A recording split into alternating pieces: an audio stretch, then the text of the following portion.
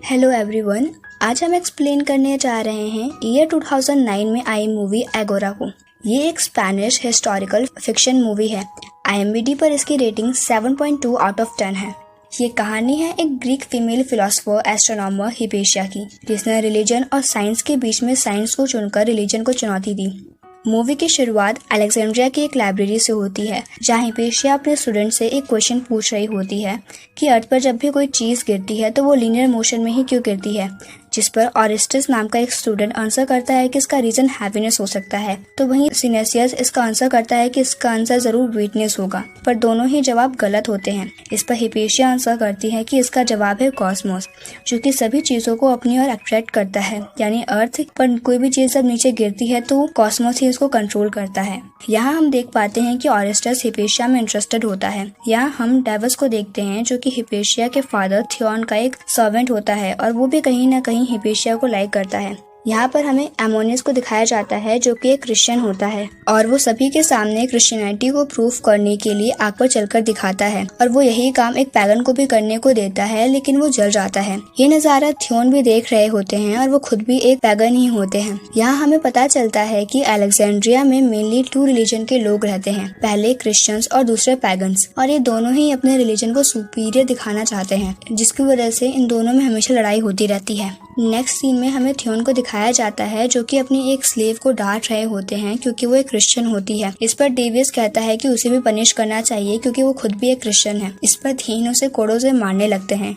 इसके बाद हम देखते हैं कि हिपेशिया डेविस के चोटों पर दवाई लगाने के लिए आई होती है, और यहाँ पर हमें पता चलता है कि डेविस ने थियोन से झूठ कहा होता है उस स्लेव को बचाने के लिए। यहाँ पर हिपेशिया डेविस का बनाया हुआ एक प्लूटाल्मिक सिस्टम भी देखती है, जो कि उसने एक मॉडल के रूप में बनाया होता है। नेक्स्ट हिपेशिया डेविस को उसी मॉडल को एक्सप्लेन करने के लिए कहती है। जब डेविस उस मॉडल को एक्सप्लेन कर रहा होता है तो ऑरेस्टस ऑब्जेक्शन करता है कि क्यों यहाँ पर 2 सर्कल्स यानी कि रिजोल्यूशन और रिवॉल्यूशन की जरूरत पड़ती है। इस पर सिनेसियस ऑब्जेक्ट करता है कि उसके पास कोई भी राइट नहीं है गॉड की क्रिएशन पर सवाल उठाने का, और यहाँ पर दोनों ही लड़ाई करना शुरू कर देते हैं। पर हिपेशिया उन दोनों को शांत कराकर उन्हें समझाती है कि वो सब भाई भाई हैं और उन्हें लड़ाई नहीं करनी चाहिए।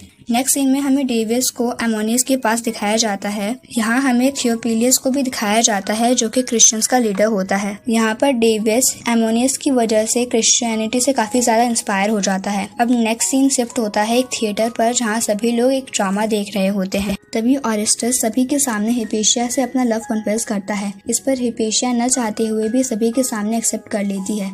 इसके बाद हमें थियोन को दिखाया जाता है, जो कि अपने कुछ फ्रेंड्स के साथ बैठा होता है, पर जब वहाँ उससे कोई हिपेशिया की शादी के बारे में बात करता है तब थियोन ये कहकर मना कर देता है कि हिपेशिया के लिए बिना साइंस और फिलॉसफी के जीना नामुमकिन है। नेक्स्ट है हिपेशिया अपने स्टूडेंट्स के सामने ऑरेस्टस को अपना ब्लड देती है, और ये कहती है कि उसे हिपेशिया के हर चीज में हार्मनी नजर आती है, तो वो इस चीज में भी हार्मनी ढूंढ कर दिखाए। इस पर ऑरेस्टस वो हैंकी वहीं फेंक देकर चला जाता है। तभी एक आदमी उन सभी के सामने आता है और वो उन सभी को एक हॉल में इकट्ठा होने के लिए कहता है। असल में कुछ क्रिश्चियंस ने पैगन्स के गॉड की इंसल्ट कर दी होती है, इसलिए वो लड़ाई करके इसका बदला लेना चाहते थे। हिपेशिया इसके लिए मना भी करती है, लेकिन थियोन इस बात के लिए राजी हो जाता है। इसके बाद एक बहुत बड़ी फाइट होती है क्रिश्चियन और पैगन्स के बीच में। लड़ाई के दौरान थियोन का ही एक स्लेव, जो कि क्रिश्चियन होता है, वो थियोन पर वार कर देता है। इस लड़ाई में बहुत सारे लोग मारे जाते हैं। इसके बाद सभी पैगन्स लाइब्रेरी में जमा होने लगते हैं और स्टोर को बंद कर देते हैं। इस तरह पैगन्स इस लड़ाई को हार जाते हैं। हिपेशिया थियोन का ट्रीटमेंट कर रही होती है, पर थियोन अपने डिसीजन पर रिग्रेट कर रहे होते हैं।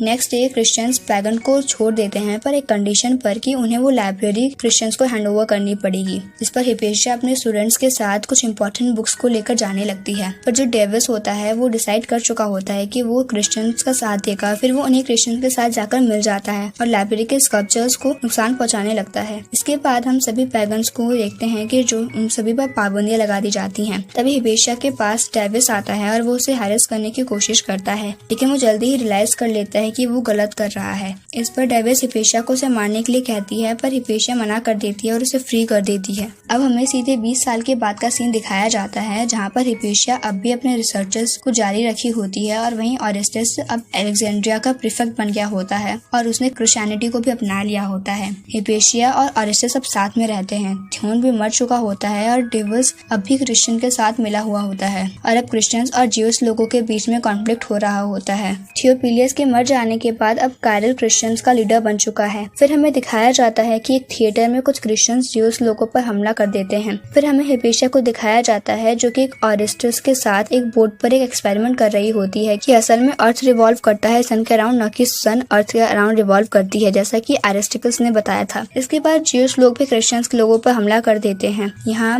ज्यूस क्रिश्चियन में लड़ाई होनी शुरू हो जाती है। तभी डेविस हिपेशिया को देख लेता है, लेकिन वो उसे उसके देखने से पहले ही खुद को छुपा लेता है। इसके बाद हिपेशिया एक मीटिंग में जाती है और ऑरेस्टस को समझाती है कि उसे अलेक्जेंड्रिया में शांति स्थापित करने की जरूरत है। अब हम सिनेसियस को देखते हैं जो कि अब सर्जेंट सर्जिया का बाइसेप बन चुका होता है और वो हिपेशिया से मिलने के लिए लाइब्रेरी पहुंचता है। अब हम डेविस को देख पाते हैं जिसकी बातों से हमें समझ में आता है कि वो अपनी लाइफ से बिल्कुल भी खुश नहीं है। हिपेशिया और ऑरेस्टस बात कर रहे होते हैं, तभी हिपेशिया को रियलाइज होता है कि जरूरी नहीं कि अर्थ सन के अराउंड एक सर्कुलर पाथ में ही रिवॉल्व करे, अर्थ का पाथ कोई और शेप भी हो सकता है। फिर हिपेशिया इसी आइडिया पर वर्क करना शुरू कर देती है। इसके बाद हम देखते हैं कि एक मीटिंग में कुछ लोग ऑरेस्टस पर ये इल्जाम लगाते हैं कि वो हिपेशिया की हर एक बात मानता है और हिपेशिया एक क्रिश्चियन नहीं है बल्कि वो एक विच है। ऑरेस्टस इस बात से इनकार कर देता है और वो वहाँ से चला जाता है और रास्ते में कुछ लोग उस पर पत्थर मार देते हैं जिसकी वजह से उसके सर पर चोट भी लग जाती है। हिपेशिया को भी इस बात का पता चल जाता है, इसलिए वो अब घर में ही रहकर अपने एक्सपेरिमेंट्स कर रही होती है